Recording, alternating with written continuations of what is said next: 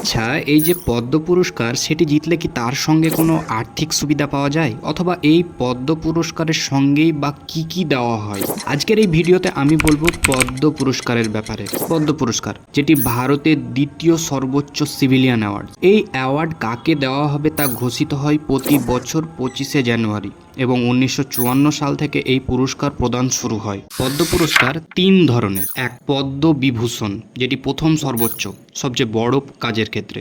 দুই, পদ্মভূষণ, যেটি দ্বিতীয় সর্বোচ্চ মাঝারি বড় কাজের ক্ষেত্রে দেওয়া হয়। এবং তিন, পদ্মশ্রী, যেটা তৃতীয় সর্বোচ্চ যারা কোনো নির্দিষ্ট ক্ষেত্রে বিশিষ্ট অবদান রাখে তাদের জন্য এটা। এই পুরস্কারের সঙ্গে ভারতের রাষ্ট্রপতির সই করা একটি অফিসিয়াল সার্টিফিকেট, একটি বড় মেডেল যার উপরে পদ্মফুলের ছবি খোদাই করা থাকে, এবং একটি ছোট মেডেল যেটি পুরস্কার প্রাপ্তরা চাইলে যে কোনো সরকারি বা রাষ্ট্রীয় অনুষ্ঠানে পোশাকের সাথে পরে যেতে পারেন। তবে কোনো পদ্ম পুরস্কারের সাথে কোনো টাকা বা আর্থিক সুবিধা দেওয়া হয় না। এই পদ্ম পুরস্কার মূলত 10টি ক্ষেত্রে: art, social work, public affairs, science and engineering, trade and industry, medicine, literature and education, civil service, sports এবং আদার্স, এইসব বিষয়ে বেস্ট কাজ করলে বা অবদান রাখলে দেওয়া হয়। ভারতের রাষ্ট্রপতি এই অ্যাওয়ার্ড নিজে হাতে তুলে দেন। শুধু তাই নয়, এই পুরস্কার ভারতীয় নাগরিক ছাড়াও যারা ভারতীয় নয় অর্থাৎ বিদেশি নাগরিক, তারাও এই